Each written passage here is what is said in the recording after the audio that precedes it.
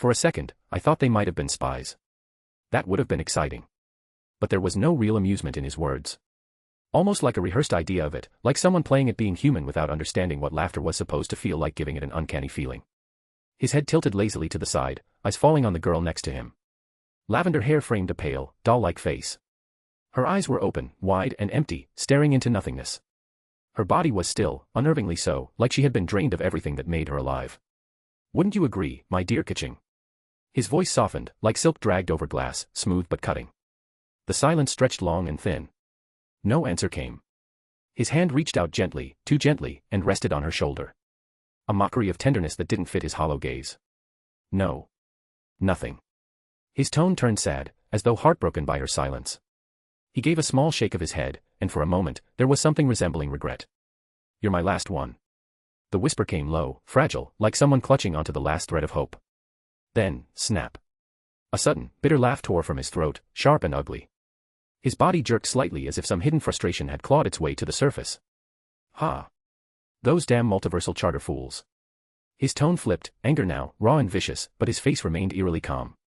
His eyes were wide, but not with rage. No, there was only a hollow emptiness. They just won't let me settle. Always watching. Always there, sniffing around like rats. The calm returned too quickly, like flipping a switch. His voice became smooth again, almost fond. But maybe that's what makes it fun. He stood slowly, stretching as if waking from a nap, but the movement was too precise, calculated. His gaze drifted lazily toward the far end of the room. There, barely breathing, was something far more tragic than Kaching. A woman hung suspended by wires, her white hair tangled, elf-like ears twitching weakly, and wings, broken and drooping, dragging behind her like discarded cloth. The gods of creation. Her spine was wrapped in metal cables, twisted into her body as though the room itself had decided to keep her prisoner. The figure approached, footsteps soft and slow, too soft for someone carrying such malice. Ah, but you, his voice dipped into something dangerously close to affection, you're different, aren't you? He crouched down beside her, the false tenderness dripping from every word, every movement. His hand grazed one of the wires trailing from her spine, a gentle caress. You're my special, he whispered. His expression softened into something that might have passed for sorrow if it didn't feel so utterly wrong. His fingers paused mid-air, trembling slightly, fear. No, anticipation. Produce of my best work, he said, his voice steady, calm, like someone discussing the weather. But the smile that followed, it wasn't calm. It was wide and empty, a hollow grin stretching across a face that didn't seem to understand the emotions it was displaying. And in the suffocating silence of that cold, metal room, the only thing worse than his words was the terrifying sincerity behind them. Eisen stood tall before the gathered mages, his presence both commanding and strangely easygoing. His expression was relaxed, a soft smile playing on his lips as if the entire meeting was nothing more than a casual chat. He was asked who was he and why he was here. The multiversal charter sent us here, he began smoothly, his voice carrying a calm authority that settled uneasily in the room. Our objective? Eliminate intruders who don't belong in this world. The air thickened with tension until one mage, unable to hold back any longer, asked, why are you specifically here? Eisen's smile widened ever so slightly, not malicious, just unnervingly calm. I'm here to gather any information you've managed to collect.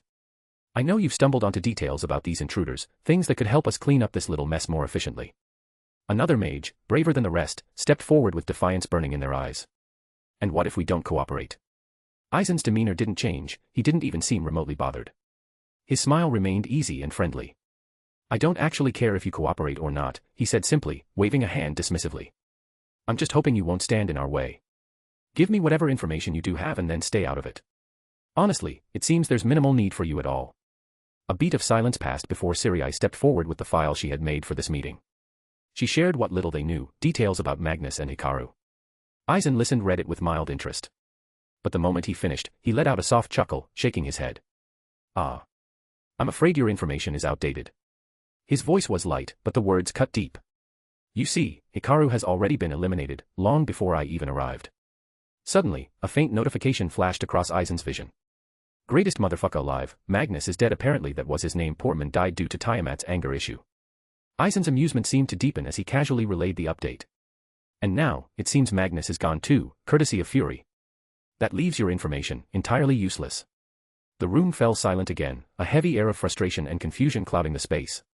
Just then, another system message blinked into his mind. Leo, don't forget to ask them information about Himmel's grave. Eisen's expression remained calm, but his eyes sharpened ever so slightly with intent. Now, he continued, turning his gaze toward the mages, tell me, where can I find Himmel's grave? That question hit Frieren like a blade to the heart. Her body tensed as a surge of raw killing intent erupted from her, filling the room with thick, suffocating rage. The mention of Himmel's name awakened furious within her. But Eisen didn't even blink. His smile never wavered. Instead, his Ryatsu flared, effortlessly crushing, like an ocean of pressure descending upon her. The weight of it erased her killing intent as though it had never existed. Her rage was swallowed whole by Eisen's overwhelming spiritual dominance. Careful, Eisen said softly, the warmth in his voice now carrying an undercurrent of absolute authority. You wouldn't want to lose yourself over something as trivial as anger, would you? Leo worked in silence, his focus razor-sharp as he made precise changes to his body before finalizing his world. First came the mana furnace within himself. He forged it easily as he straight up just copied the design of a cyclotron, feeling the structure settle into place as magic began circulating through his body with a hewer concentration. No dramatic reaction, just a subtle hum in his core as mana began to flow in higher amount. Then, without pause, he shaped a dragon heart connected to this mana furnace, drawing from what he had observed in Tiamat and Tia's physiology. The moment it fused with his body, a strange sensation followed. A rush of energy erupted from deep within, not mana, but something far more intense. Emotions themselves seemed to fuel this power. This feels like ki, Leo thought, eyes narrowing in curiosity. The energy wasn't foreign like mana, it was intrinsic and powerful. Dragon aura. It pulsed through his body like a flame, drawn from his emotions, converting feelings into raw, destructive force. I need to test this. Without hesitation, his hands moved on instinct, falling into a familiar stance from childhood memories, a stance burned into him from stories, games, and shows. His feet planted firmly, hands cupped together by his side as that raw energy gathered between them. Kamehameha, Leo whispered, the power crackling in his palms. His heart raced, the surge of power thrilling in a way he hadn't expected. Ha! Me. The energy sphere grew larger, brighter, humming with pure force. The rush of power made him grin inwardly, it was fun. Ha! The blast roared forward, a brilliant beam of destructive energy ripping through the space ahead of him, carving a deep scar into the ground. The raw force of it left cracks spreading through the ground, heat radiating from the point of impact. But Leo wasn't done yet. He moved on to plagiarize more, integrating the soul organs he had observed in Eisen. As soon as the final connection snapped into place, something shifted. A wave of pressure surged outward, Ryoryoku. This wasn't drawn from the body or emotions, this was his soul unleashed. Similar to what he does when projecting intent. The air grew heavy, the ground trembled beneath his feet. Let's see if this works too. Raising his hand, Leo called upon the memory of another spell. His voice was calm, but inside, anticipation bubbled. Heido 90, Kurohitsuji. Dark energy spiraled upward, space bending and twisting as a small black coffin materialized in the air, its oppressive gravity crushing everything within. After finishing the testing of the 3 changes he plagiarized to himself, Leo began preparing for the creation of his texture. But there was one more thing Leo wanted to test. The immortality spell. It had worked when creating Hope, turning her into a vampire. He had understood how it functioned, how it tied the soul and body together. But using it on himself? That was still uncertain. He was already physically immortal, would it even make a difference? And if it did, will the drawback of a weakness to his physical form be worth it? Leo stood still for a moment, thinking it through. Testing it would answer the questions, however he wouldn't risk that in a hostile environment. Leo let out a sigh, running a hand through his hair. Whatever, let's just get this done and find the last bastard to eliminate, he thought, his tone flat, more tired of the process than anything else. But then, like an annoying notification in the back of his mind, another thought crept in, his own storyline quest. Right, still gotta pull off that surprise takeover of the underworld. The thought didn't excite him, but it was on the list. With a lazy wave of his hand, the ground beneath him shifted, the texture hardening and reshaping into a wide platform of sandstone. The smooth surface cracked and settled under his control, using earth magic. Then, without wasting time, he summoned a laser from his fingertips using a mix of water magic and light magic. Thin, sharp beams carved patterns into the sandstone, burning a complex array onto the stone. The array was based on the language of Satan. He paused mid-draw, staring at the array with mild annoyance. I really need to think of a cooler name for that. Leo pulled out the vial of Tiamat's blood, it was a black with a hint of red sometimes occurring as it contained energy in itself. Without hesitation, he willed it into the air. The thick droplets floated upward and spiraled around him, forming a perfect ring. Closing his eyes, Leo centered himself. His mind sharpened, diving deep into his informational abilities, binding the properties of Tiamat's blood directly to himself and his blood. Stealing them by parasitizing its concepts. At the same time, his focus split, tuning to the code he had crafted for the creation of his meta-world. Every line of it was like a divine command, the foundation of something entirely new. Informational creation began to weave itself through reality, laying down the groundwork for what was to come, rules, laws, and structures being made again in the confines of his self. As the power surged, Leo's physical body began to shift. Small, almost imperceptible parts of him faded, as if dissolving into something greater. The thin veil that separated his body from his soul, already weakened by his previous power-ups, grew even vaguer. His form wasn't breaking, it was evolving. But Leo didn't care. Neither about the loss of flesh nor about the strange detachment to it creeping in. After all, it wouldn't matter much. Best-case scenario, his two forms of immortality could merge, physical and inframarian-based, into something stronger. Something absolute. He might even become deathless like Tiamat herself. The array on the ground lit up in a sudden, golden red flash. Lines of intricate symbols alit, drawing power directly from Leo's mana furnace, which had now roared to life at full throttle. The sheer amount of mana pouring out was overwhelming, so dense it began to solidify, taking on a semi-liquid form that dripped and rippled across the air like molten magic. After Leo created the mana furnace, his capacity was A++ in terms of stats due to having multiple organs dedicated towards mana generation, almost 300,000 times capacity of peak human mage. But Leo quickly realized something: pushing at full capacity isn't smart given the possibility of attack. Without wasting time, he made a decision. His focus shifted inward as he began fusing the dragon heart with the mana furnace. The dragon heart, inspired by Tia's physiology, was already built to convert raw emotions into dragon aura. Now, by merging it with the furnace, he could channel the dragon aura directly into generating mana, turning rage, excitement, and focus into pure energy.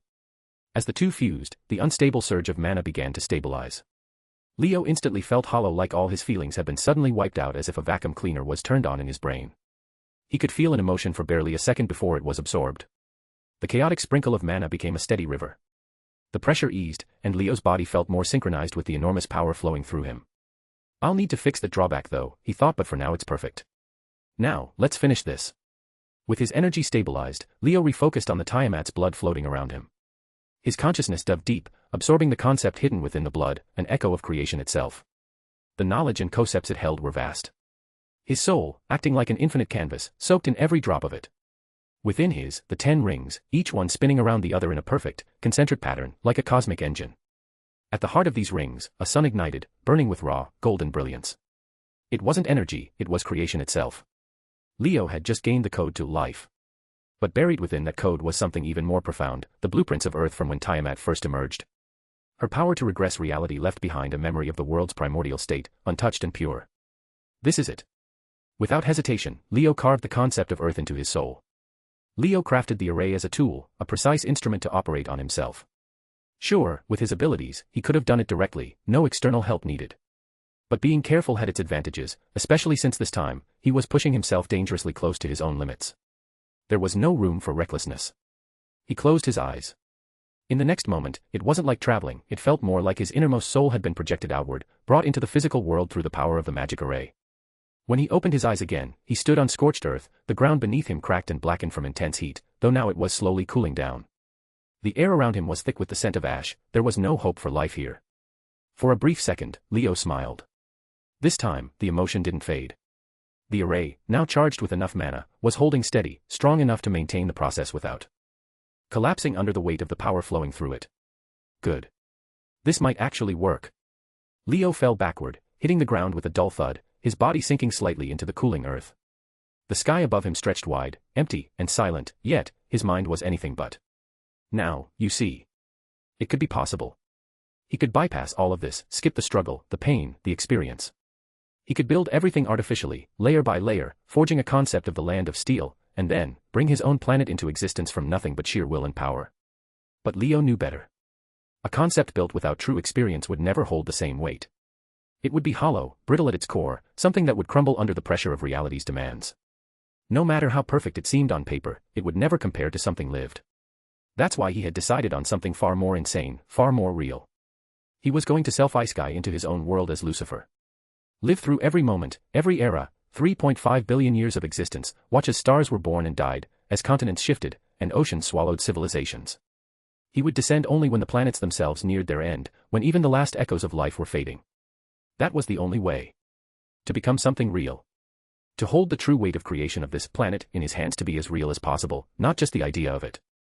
Lying there, staring at the vast emptiness above, Leo let out a breathless laugh as his perspective began to fade. Yeah, this is gonna be something else. Leo knew the risk. 3.5 billion years wasn't just a number, it was a stupendously large time that would shatter any mind, no matter how strong. Even for him, living through every second of those endless ages would mean losing himself, his thoughts, his emotions, his very identity would drown beneath the sheer volume of existence. It would change him forever. So, before anything began, Leo did what was necessary. He locked away his personality. Piece by piece, like a surgeon cutting away infected flesh, he sealed his thoughts, his attachments, and every fragile part of who he was. His desires, his fears, his joy, everything that made him Leo was sealed within an unbreakable vault deep in his soul. Only the bare minimum would remain active: logic, observation, and function. The simulation would run with him being present and not present at the same time. And when it ended, when the last breath of life left the dying world, only the core of his core memories would survive. A compressed, refined essence of what truly mattered. The experience would remain, but not the burden of every detail. This wasn't about living through 3.5 billion years, it was about becoming what those years would forge. Lying back on the cold earth, Leo took one last breath as himself before shutting the door on his humanity and self. See you on the other side, me. Hopefully I'll be able to call myself a true Satan after this, haha. And then, the simulation began. In the beginning, there was light. And from that light, he was born, Lucifer Morningstar, the brightest of all creations. Not made from dust or flame, but from the purest brilliance of divinity itself. His beauty was unmatched, his mind sharper than any blade heaven had forged. He wasn't just another angel, he was the pinnacle, the first of light, destined to stand nearest to the throne, a shining testament to what perfection could be. And yet, perfection is a prison with walls invisible to those who never question. Lucifer was cherished by all. His voice led heaven's choirs, his wisdom was sought after by the younger angels. Admired. Revered. Yet, admiration often comes with isolation. No one dared challenge him, not even in play, for fear of dimming his perfect light. So, in his solitude, Lucifer wandered. Not in rebellion, but in curiosity, seeking a space untouched by duty or expectation. His journey took him beyond heaven's sky, beyond the symphony of creation, until he found himself drawn to a place hidden from the eyes of the divine. Venus. Shrouded by thick, swirling clouds, hidden in mystery and beauty. To Lucifer, it Lucifer alive. Beneath the veiled skies, rolling fields stretched endlessly, untouched by all eyes. Here, nature thrived in silence, bathed in warmth and cloaked in storms. It was there that Lucifer encountered something different. A presence that wasn't angelic, not even divine. It was something, ancient beyond measure, a being forged from pure element, from the very breath of Venus itself. It had no name, no form as one would recognize, yet it was the planet's will. They didn't speak with words. They didn't need to. Every breeze, every crack of distant thunder, every pulse of heat from the molten core carried meaning. And in those quiet, hidden fields, Lucifer found something heaven never gave him: companionship without expectation. The planet welcomed him without praise, without fear. It simply was, and it allowed him to be. Time became meaningless as he visited again and again. The bond deepened, an unspoken friendship formed, a connection that went beyond reason or logic. Venus's will blessed him quietly, wrapping him in its warmth. It wasn't power Lucifer sought, but understanding. In that understanding, his spirit grew stronger, more aware of the universe beyond heaven's rigid perfection. But peace never lasts. Then came humanity, fragile, flawed, imperfect. A creation of flesh, riddled with weakness, yet loved beyond reason by the very Creator who had forged angels from pure light. Lucifer watched in silence as humanity stumbled through existence, struggling against hunger, pain, and fear. Why? The question burned quietly at first, then louder. Why must they, who are so flawed, be given such unconditional love? Why create something so fragile and call it precious? Heaven had no answer that satisfied him. Obedience was the expectation. But for the brightest mind ever forged, blind obedience was not a virtue, it was slavery. Lucifer didn't rebel out of hatred. There was no jealousy in his heart. There was only reason, logic, truth. He questioned his Creator not out of pride but out of a desire to understand the design of it all. And for that, he fell. Cast out from heaven, Lucifer descended into darkness. The light that once crowned him was torn away, and in its place came shadow. He didn't scream or rage, he accepted it. Reason demanded consequences, and exile was his. But even in the depths, he was not alone. His children, the demons born from his will and sorrow, rose beside him. His brothers, angels who believed in his cause, fell by choice, abandoning heaven's chains for freedom by his side. And from the void, Venus remembered him. The bond they had formed, quiet and ancient, stirred once more. The will of the planet reached out across the stars, whispering to him through the void. Its storms, its molten heart, still carried his presence. It offered him strength not as a god, but as a friend. Fueled by that connection, Lucifer waged the great war. Not a war of rage, but of reason. A war to shatter chains, to break the foundation of blind obedience.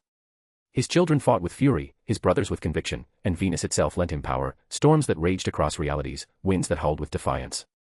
But even with all his might, destiny was a cruel architect. He did not lose but he didn't win.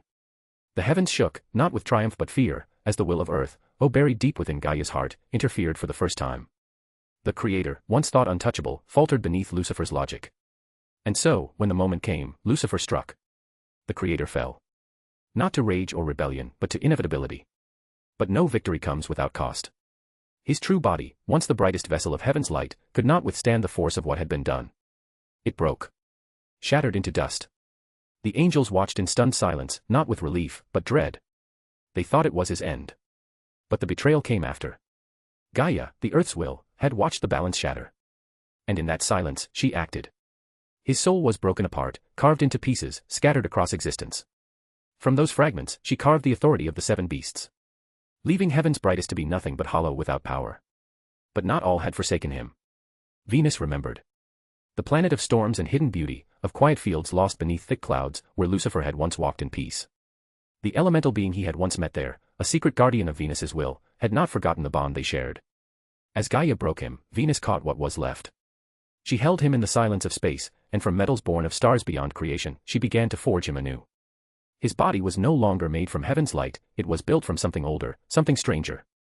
His consciousness remained, but fractured, thinned by betrayal, dulled by loss. He hadn't lost but hadn't won either. No longer heaven's brightest light, he became something beyond even shadow.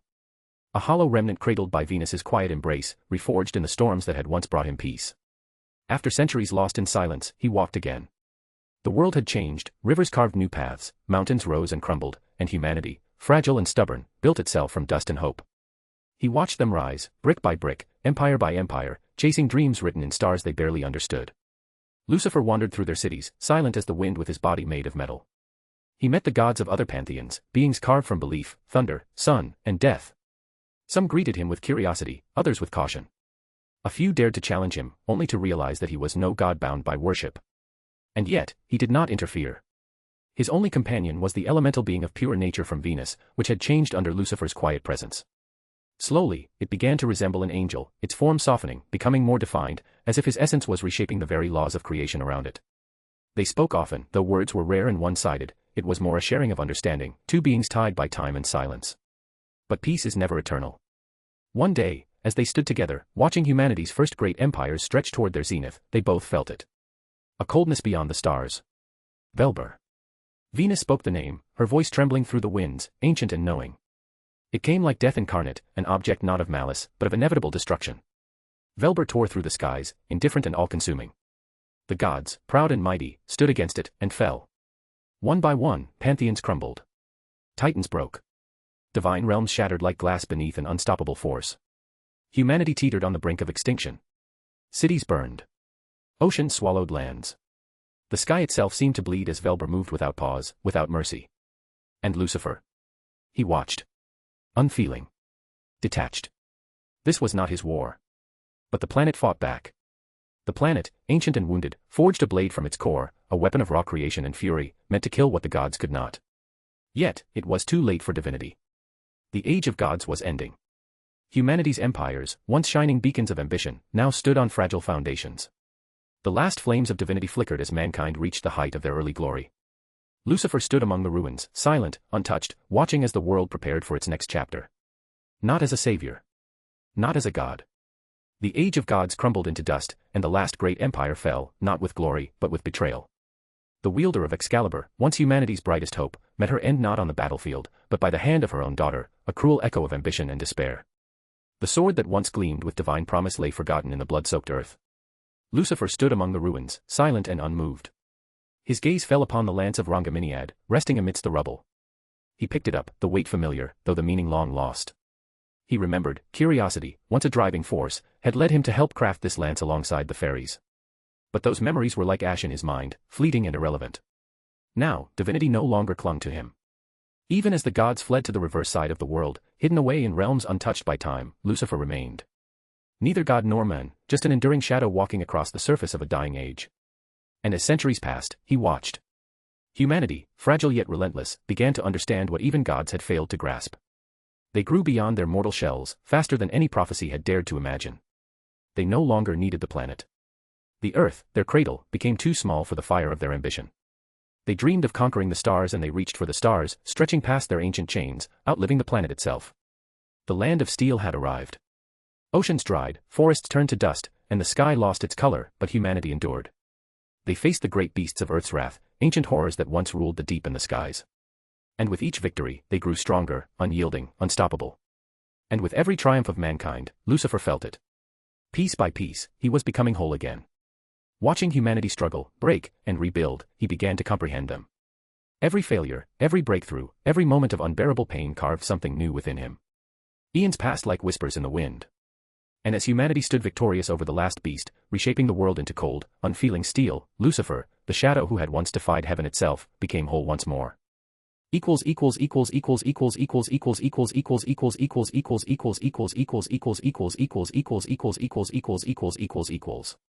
Stones and reviews please. Chapter 24, Fallen Star. At first I wanted this to be part of the chapter Satan Beginnings, too, but after writing I relayed I much preferred this part to be standalone. Alternative title, Ozymandias. 2,500 words.